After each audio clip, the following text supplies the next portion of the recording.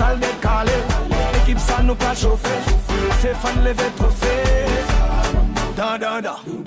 On sa pou ban mwen ragagan. Chak victoire la gen nan ban nan.